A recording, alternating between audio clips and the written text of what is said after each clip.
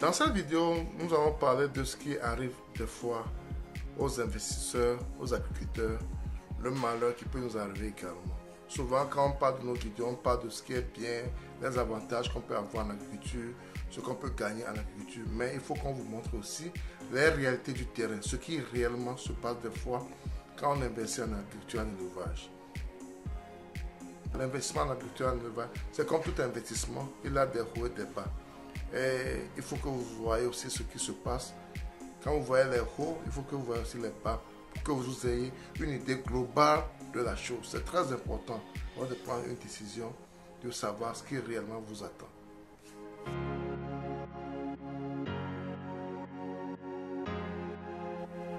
Si tu veux investir en élevage et en agriculture, il faut t'armer de courage, de patience et il faut tout faire pour t'entourer des bonnes personnes.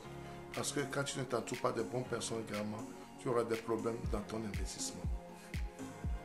Sans plus tarder, passons au vif du sujet après le générique.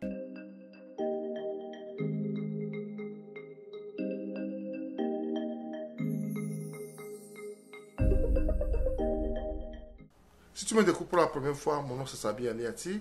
Ici, nous parlons de nos expériences. Nous parlons de ce que nous faisons sur notre ferme S2A au Togo. La manière dont nous gérons notre ferme pour pouvoir vous inspirer à venir investir massivement en Afrique. Car c'est ensemble qu'on peut faire ce combat, c'est ensemble qu'on peut développer l'Afrique. Ce combat, c'est un combat qui nous incombe tous. Si ces thématiques sont importantes également, tu as deux choses à faire. Abonne-toi sur notre chaîne S2A Group. Clique sur la cloche de notification pour ne plus rater nos vidéos à chaque fois que nous allons publier. Ensuite, partage-les au maximum pour qu'elles puissent atteindre plus de personnes.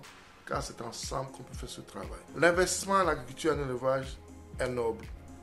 C'est à quoi tout le monde veut aller actuellement parce qu'on sait que l'agriculture nourrit son homme. C'est plus comme avant. On ne fait plus l'agriculture comme nos grands-parents l'avaient fait. Et qui décourage les gens ne veulent pas investir en agriculture. On le fait d'une manière intelligente. L'agriculture est devenue un métier. Tout un métier. C'est un métier que les gens font. Tu te réveilles le matin, tu vas au travail, tu reviens et tu as un salaire, tu as une pension, tu peux vivre de ça, tu peux construire ta maison, tu peux faire beaucoup de choses avec. Mais, c'est comme tout business, il a des hauts et des bas. Et ce qui est très très important en agriculture, c'est qu'il faut s'entourer de bonnes personnes. Si vous ne vous entourez pas de bonnes personnes, les gens qui veulent sur les consignes, vous êtes mort, vous êtes foutu. Et c'est ce qui est arrivé à un de nos frères, un frère que je connais très bien, un frère avec qui je travaille souvent.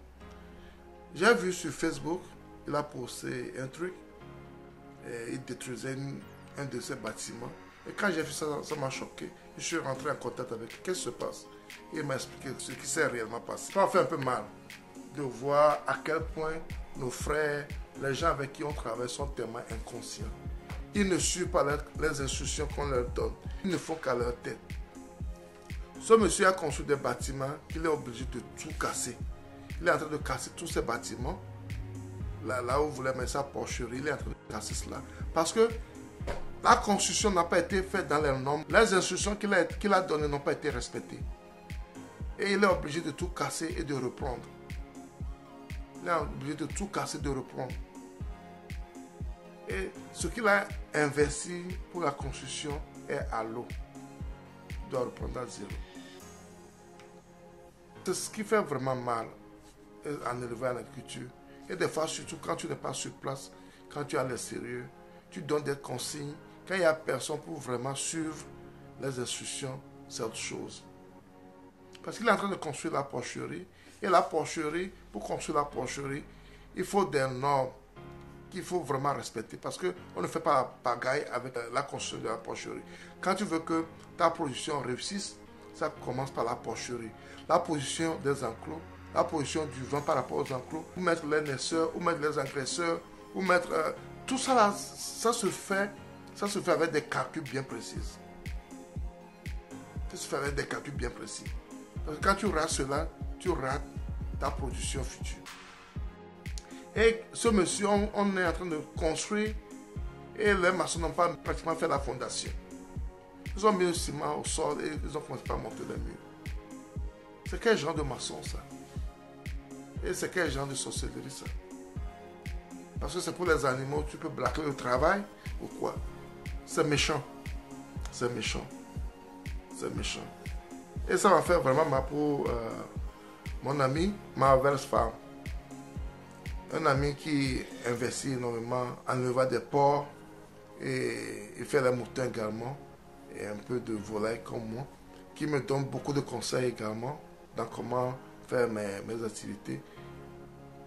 Et quand il m'a parlé de cela, ça m'a fait un peu mal. Ça m'a fait beaucoup mal même. Ça m'a fait beaucoup mal. On donne de simples instructions et nos frères ne peuvent pas suivre ces instructions parce qu'ils s'en foutent pas mal. Quand lui prend son argent, c'est fini. L'essentiel, c'est de prendre son argent. En oubliant que quand tu le fais ainsi, demain, on ne va plus t'appeler. Maintenant, il est obligé de tout casser. Il va encore payer pour qu'on refasse la construction. Il a payé doublement. Ça fait mal quand tu vois des choses comme ça.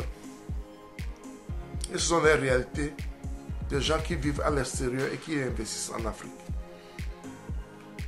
Quand vous êtes à l'extérieur, vous voulez investir en Afrique, il faut vous attendre à ce genre de choses. Il faut faire tout pour mettre des garde-fous. Trouver des gens qui peuvent plus ou moins surveiller votre activité pour éviter cela. Pour éviter cela. Parce que ça existe. Il y a des gens qui s'en foutent pas mal, qui s'en fichent pas mal, que ça ne réussisse pas. Lui, il vient pour son argent, il prend son argent et puis il s'en va, c'est fini. Le reste, ce n'est pas son problème. Le travail bien fait, le travail n'est pas bien fait, ce n'est pas son problème. Donc, il faut faire attention avec qui on travaille également. C'est mauvais, mais je sais que notre ami Merveille Farm, il se bat beaucoup et il a appris de cela. Parce qu'il y a une chose aussi qui est importante, c'est qu'il faut apprendre de ses erreurs. Il faut apprendre de ses erreurs pour les éviter la prochaine fois. Et vous qui nous suivez, on fait cette vidéo pour pouvoir vous permettre de ne pas faire les mêmes erreurs que nous on a eu à faire ou bien que les autres ont eu à faire. C'est très important. Il ne faut pas qu'on tombe dans les mêmes erreurs. Il ne faut pas qu'on tombe dans les mêmes erreurs. C'est très important. Cette vidéo est une vidéo qui m'a fait mal. J'ai voulu le faire avec la permission de Merveille Farms. J'ai voulu faire cette vidéo pour vous montrer les réalités du terrain. Les réalités des gens avec qui on travaille. De simples instructions, si vous ne faites pas attention, ils ne vont pas les respecter et ça va vous faire dépenser beaucoup d'argent. Donc, faisons vraiment attention avec qui on travaille pour éviter ces genres d'inconvénients. Si vous avez aimé cette vidéo, partagez-la au maximum pour qu'elle puisse atteindre plus de personnes. Car c'est ensemble qu'on va construire ce continent qui nous est tous cher. Abonnez-vous à notre chaîne S2A Group. Cliquez sur la cloche de notification pour ne plus rater nos vidéos à chaque fois que nous allons publier.